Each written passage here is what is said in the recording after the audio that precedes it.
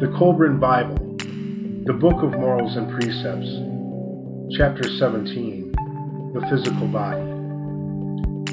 My children, contemplate the nature of your own bodies.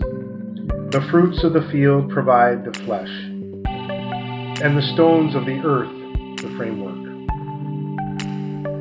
How wonderfully you are made, how precise and perfect is the construction of your earthly habitation.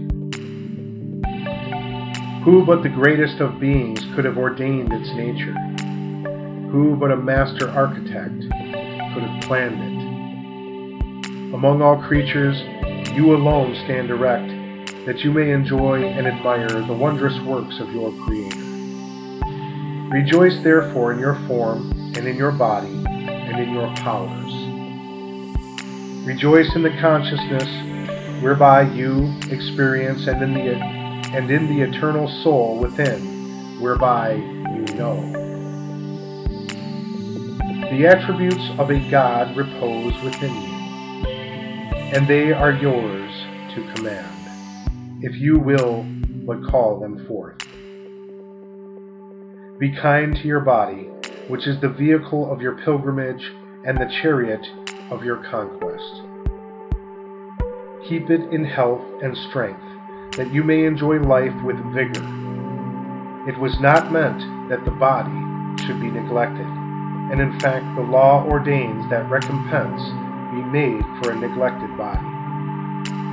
A body made weak by dissipation and gross from fat living is an abomination unto the God of life. On earth, the body is equally as important as the soul. Keep it clean and in good health, that it may fittingly serve the purpose of the soul. The nearest approach that can be made to complete bliss on earth is to enjoy the blessing of good health.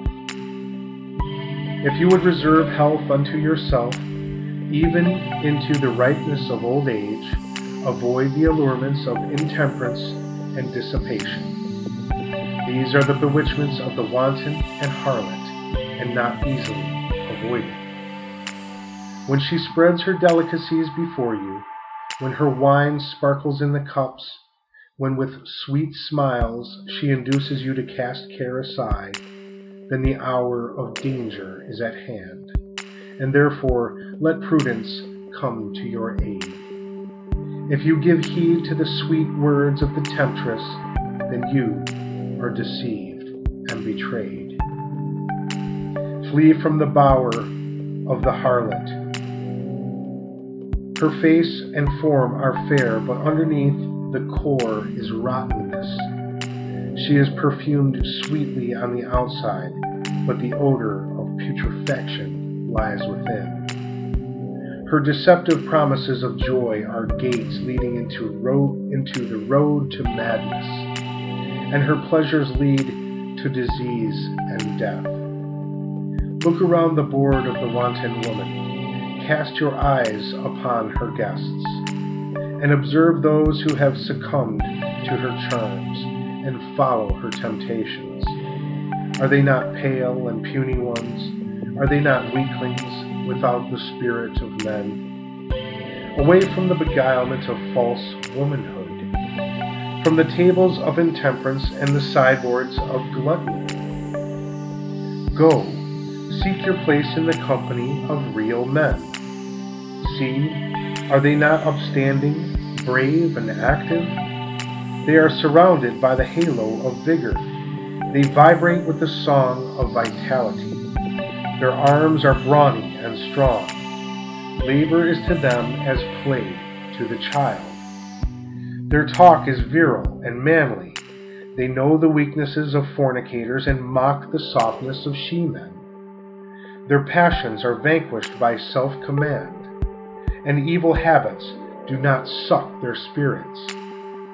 They take their pleasures in moderation, and therefore the enjoyment endures.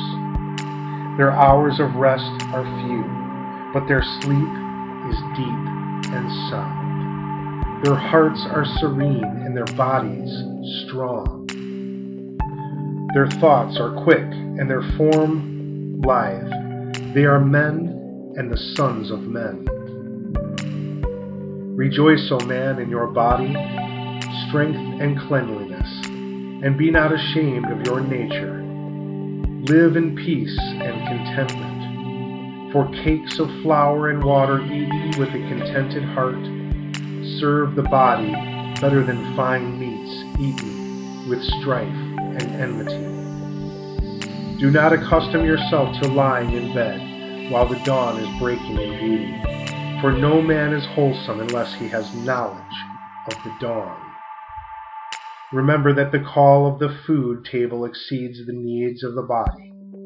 Do not weary yourself concerning the affairs of the day, nor be over-anxious about your household and estate.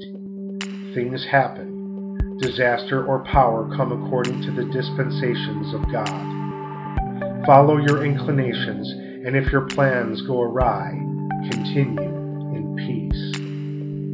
Do your best and be content that you can do no more. Let your heart be quiet within your body, and your body will not be unhealthy. It is the guest chamber of the soul. Let the soul not abide in squalor. God ordained the law and laws, which govern the conduct of man, and laws, which govern the ways of nature. Unnatural deeds bring unnatural afflictions in their train, and unnatural thoughts precede unnatural ills. The soul of man within his body is like a conqueror in an occupied land.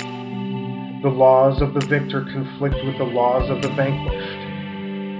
But it is the greater law that must be obeyed, so both may live together in harmony.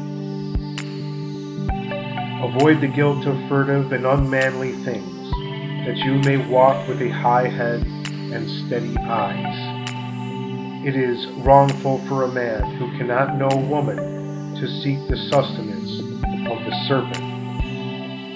Your nose is ever ready to savor the sweetness of perfume, and your mouth delights in delicacies of the table. Your eye is ever alert for beauty, but remember that perfumes do not linger long in the nostrils, and delicacies destroy the appetite they arouse. Beauty seen too often ceases to stir the heart. The rule is moderation in all things. Turn from unmanly ways. Follow the path of cleanliness, and avoid the indulgences of soft living and iniquity. Follow these rules and sleep soundly. Spend your waking hours in peace. Enjoy life. Take whatever it gives with high spirits. When it bestows contentment, be contented. When it presents the test, rise above it. And when disaster strikes, meet it like a man.